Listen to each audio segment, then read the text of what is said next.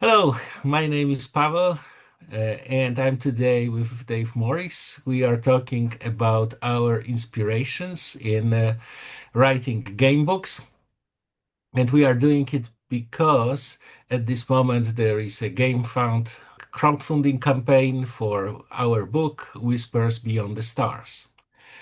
And Whispers Beyond the Stars is settled in Cthulhu mythos. So let's start with Lovecraft. Let's talk a little bit about Lovecraft inspiration. So, Dave, what are your Lovecraft's inspirations?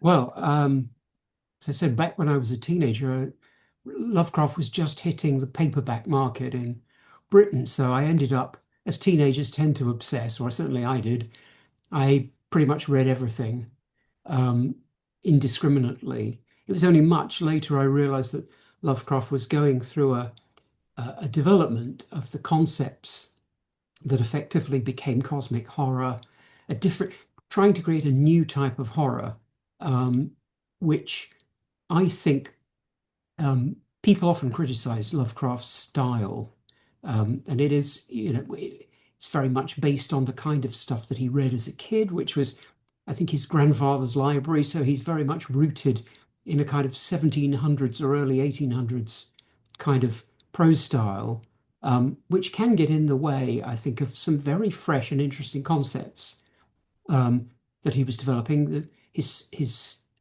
cosmic horror is usually contemporary. Um, it's science fictional. There's no kind of magic charms that will get you out of it. There's nobody like Abraham Van Helsing to come in and deal with the monster. And Dracula seems like a very cozy kind of monster compared to the creatures of the Cthulhu mythos. So all of those things I think are very interesting direction. And I think Lovecraft was only partly successful in doing it. Had he lived, it would have been very interesting over 10 years to see the development of how he would have maybe refined his craft and really worked out how to convey the bleakness of cosmic horror. I'm kind of curious also as to what it's like reading him in other languages, because so much must depend on the translator and the way they put across his ideas. Mhm. And I think what was unique in this prose, especially at his times, was this indifference of evil, right? So if some harm is being done to you, it is not because this malefactor is he's just evil and he wants to harm you. It just executes its own goals, and it does not care about you, right? Yeah. And this is what we can observe right now in the movies of series about psychopaths, like for example Dexter, right? So Mhm. you observe someone who is just acting and and enjoy himself, but he does not care about your feelings, right? If you are hurt, if something, right? So I think this is more terrifying than like monsters that are just evil and they are just doing evil things, right? Mhm. Yes, well, I think because an evil monster will, they're still interested in you. You have to be their audience, the good guy. That's why they monologue. Dracula or Magneto or whatever will monologue to the good guys, gives them a chance to get away, or a Bond villain. But um, over here in Britain, probably more internationally as well. Back when I was a kid, we had the Daleks on Doctor Who, and they're certainly hostile to human beings, but they're not good or evil. They really just don't care about any other species. And that makes them really frightening. There's no arguing with the Daleks. They're like a Cthulhu entity that it's just is immaterial to it whether you live or die. They just might as well kill you immediately if you're going to be a pest, or ignore you. And that, particularly when Lovecraft was writing, that idea that the universe is really just indifferent to you. It's not about the medieval idea of a devil wants bad things and a god that wants good things. They're just these very powerful entities and forces that to which human beings are of no significance whatsoever. And that's Mhm. that's the kind of existential fear and doubt that really bites in Lovecraft's work. And that's why I scared the philosophy. Some philosophies thought invented in 50s and 60s.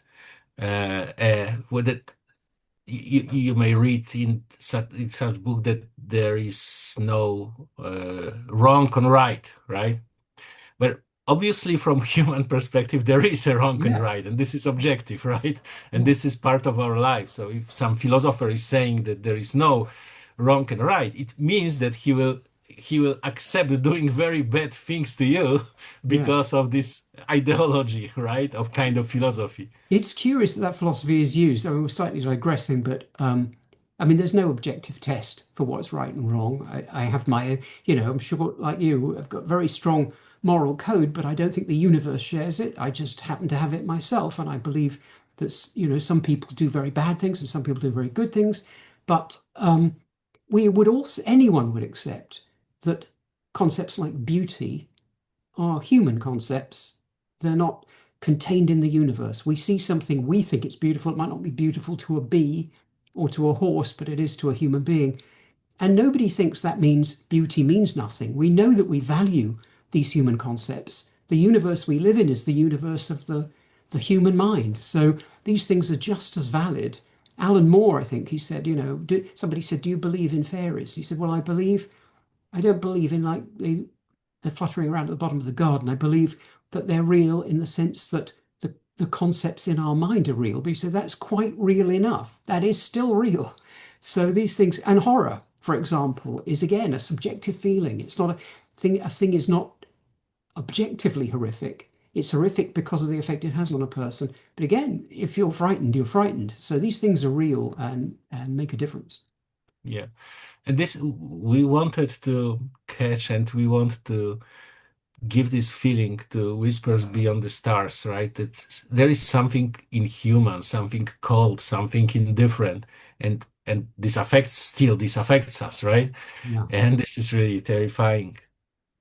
Yeah. And I I mean, I would think, like also to make one point because you said about the Lovecraft stories that they are not sentimental in our previous discussion. But when I was thinking about it, frankly speaking, I like the most his most sentimental stories. Like for example, the Dream Quest for Unknown Kadat, okay. uh, or Beyond the Wall of Sleep, uh, and of course Celephice, which is very, let's say, personal touch to a person and his dreams and his uh, his goals and how he tries to execute it. And this is very human. I mean, this is this. I take these particular stories uh, as a very human and very human experience, although it's a not very big portion of horror inside, right? No, And yeah, do you agree with that? I think, I mean, those stories are Lovecraft being very strongly influenced by, in the early days, by Lord Dunsany. And Lovecraft's almost more Dunsany than Dunsany because Dunsany kept doing it and it increasingly becomes like a formula, I think, in a lot of it's not Dunsany's best work later on wasn't those fantasies, it was things like the Jorkins stories. But when Lovecraft takes them, he makes them very personal. They're about childhood and hope and places that you feel safe and that you can grow. That's one of the very interesting things about Lovecraft, I think, is what a very human person. A lot of Lovecraft's views, I have to say, if I'd known him, I would be arguing with him all the time. I don't clearly subscribe to his ideas about race and so forth. Um, but Lovecraft as an actual person with his friends is quite different. I think he almost had an idea of who the role he was supposed to play, which was again based on these texts that he'd read that his grandfather's library contained, which he thought was how a gentleman was supposed to behave. But unfortunately, it was a gentleman of the mid 1700s. And but in real life, he was always a very good guy. He would help. He said he would help. any writer who was too young to pay, he would give them a year's free editing work. And if they were too old, he would also, you think, very generous and generous with his friends. And I like to think, I don't know if it's true, if he'd lived longer, that he would have come round to having a bit better idea about things like race. He was already coming around on politics, and he had been, I think, fairly anti-Semitic. And towards the end of his life, he was going to listen to Jewish socialist lecturers in the States. So, we can't know, but I like to think he was an intelligent and decent person who could have outgrown those childish ideas that he'd had. But yes, Mhm. getting back to his fiction, the Dunsany influenced stories are beautiful, and they're a completely different cycle from the Cthulhu mythos, a very different kind of writing, a different register and everything. Very interesting. Mhm. Mhm. Yeah, and although you mentioned that about this lack of sentiments, and we are also like most of the Whispers Beyond the Stars is very, let's say, rooted in reality, of course, in the alternative reality, but in the reality, I try to smuggle a couple of very oniric, let's say, moments there, Yeah. especially in the places when you need to recover from madness, right? Because Yeah. in our game book there are two main resources: health and sanity, right? And Mm. of course, it's easy to lose health and sanity. Now the question is how to restore it to make it interesting to the reader, right? And I hope that, or I have a couple of moments that I don't want to spoil, but I hope that readers like it, and I'm really very curious about the feedback, how people take it, and what people likes and what people don't like in our book. So I'm really very eager to see it on public and people reading it and giving us feedback. Well, that question of madness is very comes up a lot with Lovecraft, particularly because of the madness mechanics. I think in Call of Cthulhu, the game. Um, what's particularly interesting is that Lovecraft uses that the eternal present of post-traumatic stress. People say, "Oh, well, he'll sometimes end a story with, it's at the door, it's coming in. How could he be writing?" But the point is, it's not physically there. It's once you've had a searingly unpleasant experience, you can't put it into the past. It's always with you. And Lovecraft understood that and was very good at conveying that, I think. And so that's a point that Alan Moore has often made.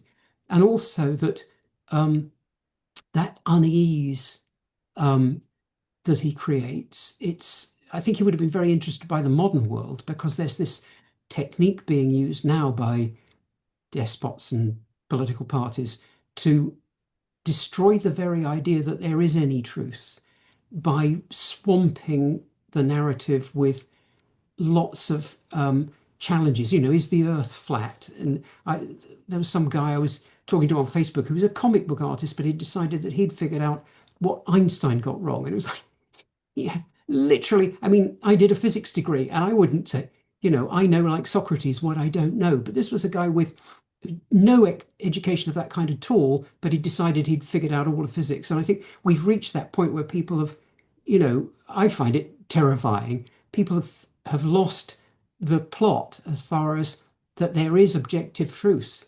And that's Lovecraft was going, that's the terrifying thing, that it breaks down entirely, that our judgment cannot be trusted. And at that point, you're completely rudderless. And that's what he was trying to get at with the cosmic horror, I think. Hmm. And it's also interesting how he shows some human behaviors to after meeting with unknown or something terrifying. Like people are often in his stories, they are trying to pretend nothing happens, Yeah. right? Or they are trying to live their own way, although something very bad is happening, but they are just pretending it's not going right, Mm-hmm. like from Color from Outer Space, for example, right? Or in Dreams in the Witch House, when the main protagonist he tries to pretend that nothing is happening, right? And even if he knows that something is bad, he's just self-assuring himself, like for example, saying, "Okay, I will go to doctor tomorrow," right? He said to him, but he never went, right? Yeah. And obviously we know he will never go, and he had never the intention to go, but he just said it to him to pretend before himself, right? And to cheat himself that he is on the right path somehow, right? Well, yeah, I think very often the penny has dropped in life about something that we don't want to face up to, and we continue to tell ourselves, like we act, even in our head, we think it's not true. We keep denying it, and we can deny it to ourselves, and finally, too much evidence weighs up, it cracks, and we have to accept it. And it's often said that Lovecraft's revelations are already known by the reader. But the point is, they're often already known by the narrator as well. But the narrator has been indulging in this denial process.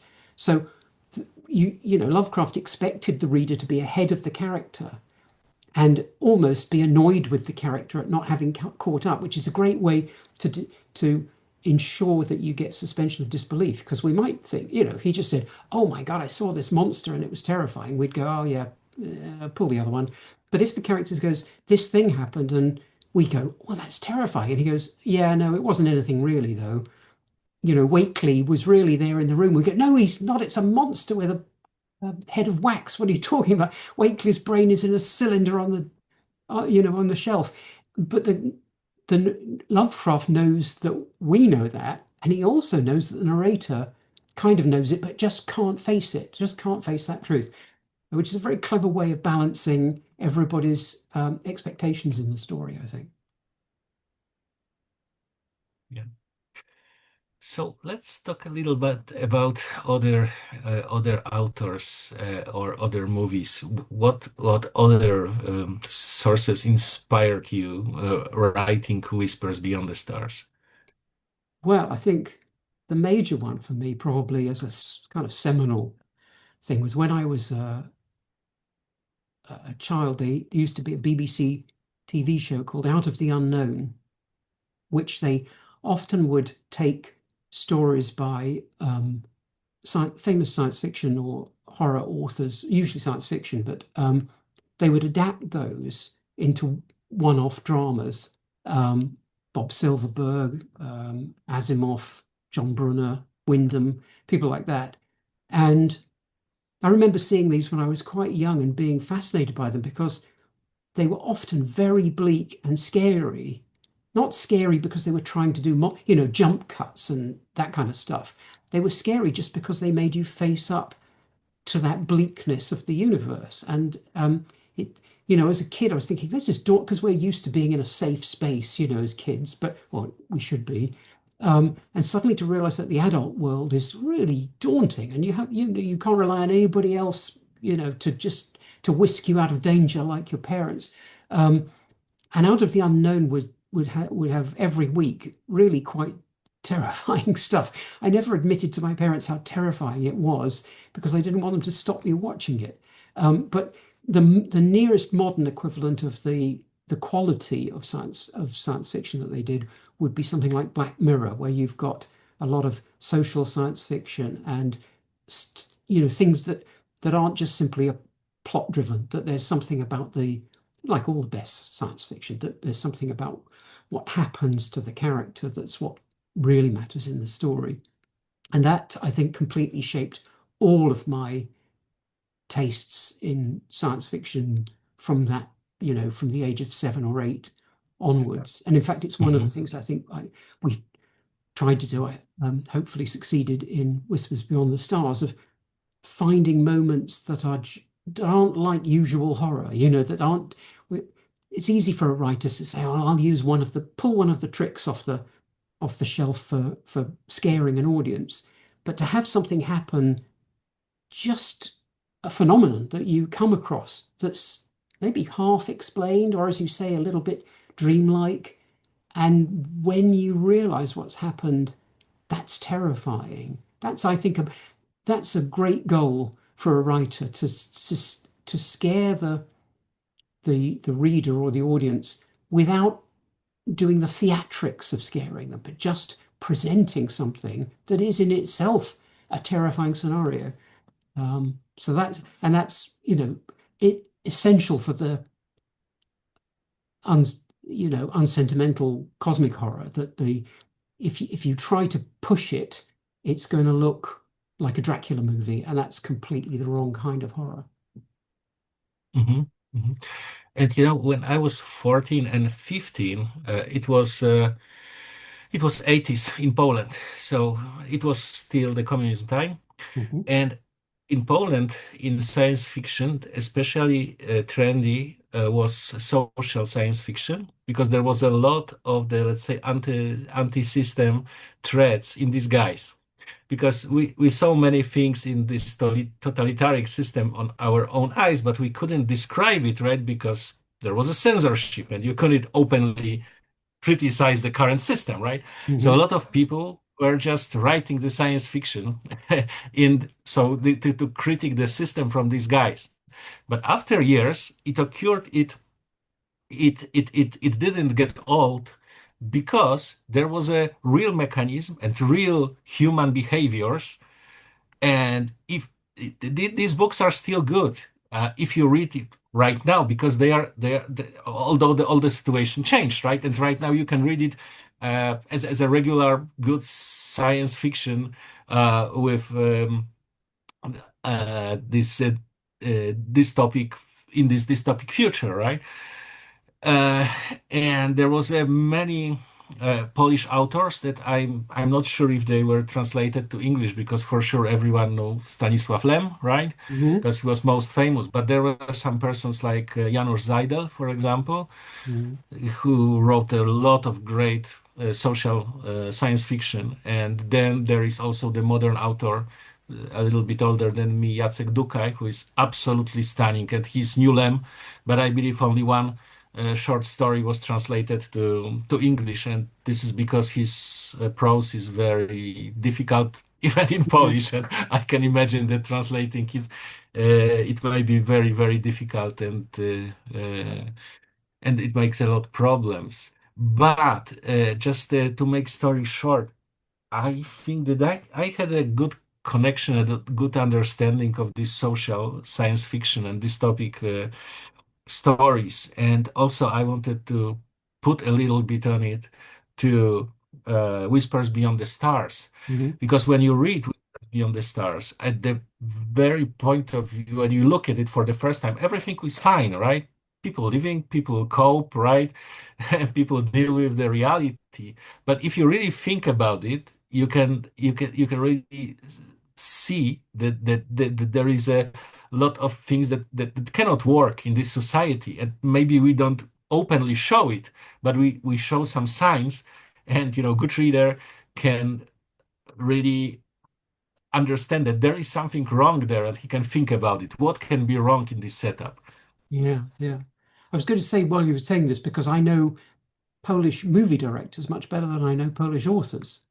Even with Lem, we know the movies here more than the books, although I have got some Lem books. But if Whispers Beyond the Stars were going to be a movie, and you could pick any director, and, and because we're doing it in imaginary form, this can be a director in their prime at any point. So, you could pick, you know, um, von Stroheim or somebody if you want.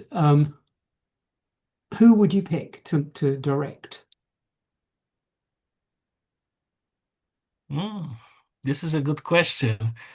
Um, if Stanley Kubrick were with us still, I would ask him to do it. Okay. I think he could cut it, Aim really. high. Okay. Yeah. It's interesting because it's I was watching uh is it House of Thunder, the God, I've forgotten the name. I'm terrible.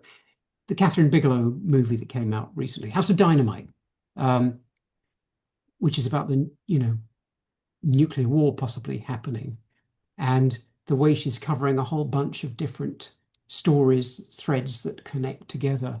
Um, And I was thinking, well, who you need a director who can cope with that size of story. And as you say, Kubrick could certainly do that. You've also got to be able to deal with um, the psychological dimension. And when I think of that, I was thinking of Polanski there with things like Repulsion and Cul-de-sac, where there, I think Lovecraft would have liked. I don't know. He would have thought they were modernist, probably. He wouldn't have liked them. But the Polanski of the late 60s, early 70s could have been somebody who could have done that as well. So if we could combine the two, get them to work together, I'm sure that would have been impossible, but Kubrick and Polanski together would be a good team. It would really be something, Dave, right? It would really be something. Mhm. Okay. Thank you very much, Dave. Thanks, Have a Pavel. good evening. Bye. Bye bye.